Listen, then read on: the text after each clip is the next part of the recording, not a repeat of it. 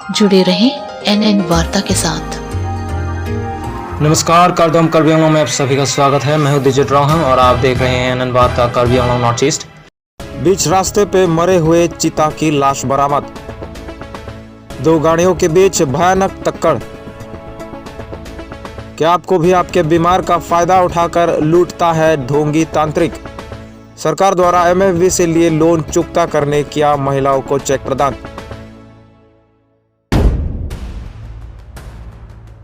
देवपानी के अंतर्गत नामबोर reserve forest west block के वन के बीच से गुजरने वाली सड़क नेशनल हाईवे 39 के बीच रास्ते पर एक चीता मरा हुआ देखा गया, जिसकी लंबाई 5 फीट चौड़ाई और 2 फीट ऊंचाई है। चीते की लाश कल रात के करीब 8:30 बजे को देखा गया। लोगों ने अनुमान लगाया है कि चीता किसी गाड़ी से टकराने की वजह से मारा गया है।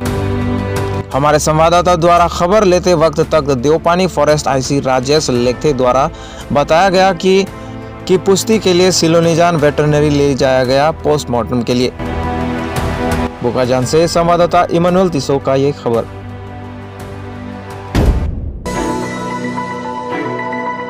मान लेते हैं हम हाईवे पर हैं और किसी वजह से हम साइड में पार्किंग कर रेस्ट लेते हैं और पीछे से कोई बेपरवाह ड्राइवर ठोक कर मार देते हैं। ऊपर से आपकी कोई गलती भी नहीं होती। इस तरह की घटना कोई भी इंसान को इनसिक्योरिटी, असुरक्षित महसूस करा सकता है। आज कुछ लोगों के साथ ऐसा ही हुआ। कुछ लोग देवपानी मंदिर से होकर हाईवे पर वे वैगोनर कार को किनारे रोक देते हैं, पर पीछे से एक बोलेरो S04W4828 गाड़ी करीब 70-80 के स्पीड से किनारे रोके गाड़ी से ऐसे जा टकराया कि करीब 20 मीटर तक गाड़ी को ढकेल दिया। खबर के मुताबिक वैगोनर में बैठे एक बेहोशी की हालत में अस्पताल ले जाया गया। अब तक किसी की मौत की खबर नहीं है। पुलिस प्रशासन तक दुर्घटना की खबर पहुंचते ही जगह पर पहुंचकर छानबीन की प्रक्रिया शुरू कर देते हैं। बोकाजान से संवाददाता इमानुएल तिसो का रिपोर्ट।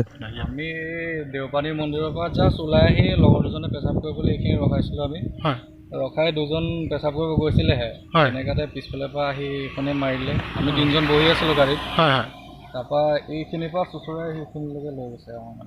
কিমান সময় হৈছিলে এতিয়া? এই হৈছে 10-20। কিবা বিপদ পাইছে নেকি আপোনাৰ? বিপদ মানে লগৰ এজন অলপ আনকনচিয়াছ হৈ গৈছে।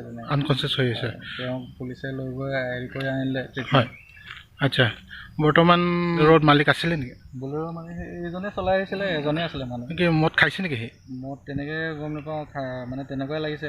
তেওঁ কোৱা মতে তেওঁ টোপনি গৈছিলে নেকি কিবা বুলি কৈছিলে। হয় হয়, ক'ত পাইছিলে আপোনাৰ এইটো? আমি দেৰগাঁৱৰ পৰা আহিছিলোঁ। যোনটো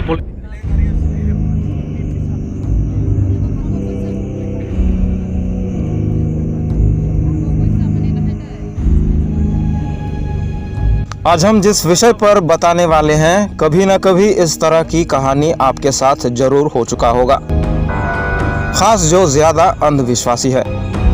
उन्हीं में से एक ढोंगी तांत्रिक की शिकार हुई दीफू की महिला श्रीमती रिस्मा बसुमतारी। अगर आप बीमार हैं तो आप हैं इन जैसे ढोंगी लोगों के शिकार, क्योंकि हर तरफ से आप बीमार के इलाज से उम्मीद छोड़ चुके होंगे तो इंसान बेसहारा और मजबूर महसूस करता है। उसी मजबूरियत का वो फायदा उठाते हैं।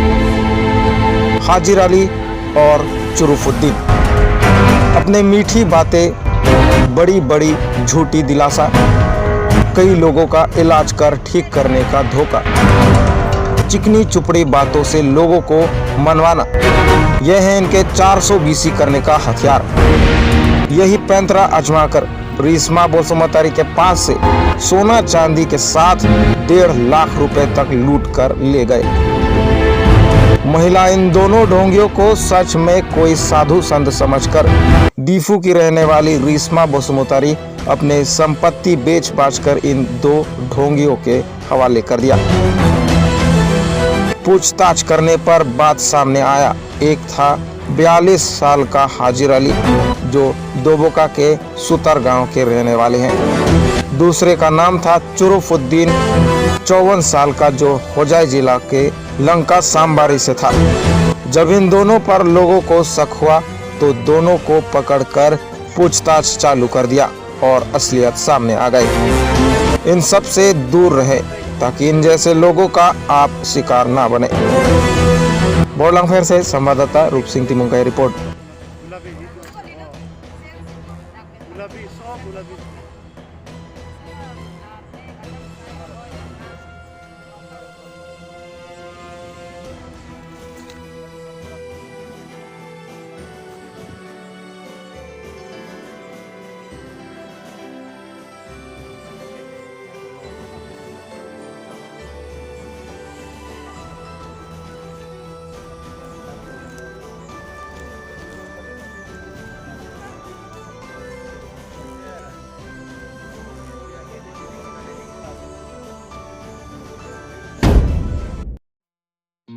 हो चुके असम विधानसभा चुनाव के दौरान महामारी के वजह से लॉकडाउन के चलते स्वयं सहायता समूह सेल्फ हेल्प ग्रुप द्वारा माइक्रो फाइनेंस बैंक या कोई अन्य बैंक के लिए लोन चुकता करने में कठिनाई देखकर मुख्यमंत्री डॉक्टर शर्मा द्वारा बयान दिया था कि अगर बीजेपी सरकार आई तो हम सेल्फ हेल्प ग्रुप के महिलाओं का लोन चुकता कर देंगे। वादानुसार incentive and relief scheme AMFIRS 2021 के तहत कार्बी आंगलोंग जिला के दीफू गोल्फ बॉयज के मैदान में आज यानी 27 मार्च 11 बजे को एक बड़ा कार्यक्रम आयोजन किया गया चेक वितरण के लिए। कुल 6,900 महिलाओं को आज चेक प्रदान किया गया और कार्बी आंगलोंग परिषद के मुख्य कार्यकारी सदस्य तुलीराम रोंगहंग द्वारा अपने बयान में कहते हैं आने वाले KAAC के चुनाव से पूर्व सारे TET यानी टीचर एलिजिबल टेस्ट में उत्तीर्ण हुए लोगों को वे नियुक्ति पत्र यानी अपॉइंटमेंट लेटर प्रदान करेंगे। और डॉक्टर रोंगहंग कहते हैं कि उन 6 विद्रोही संगठन जो केंद्रीय और राज्य सरकार के साथ समझौता कर चुके हैं उन्हीं में से 2000 कादरों को 4 लाख रुपए प्रत्येक कादरों को प्रदान करेंगे। आज के इस कार्यक्रम में राज्य से मुख्य अतिथि उपस्थित हुए HD मंत्री जुगेन मोहन और साथ में टीम कार्बी आंगलोंग। दीफू से संवाददाता बाबू सिंह क्रमसा की रिपोर्ट।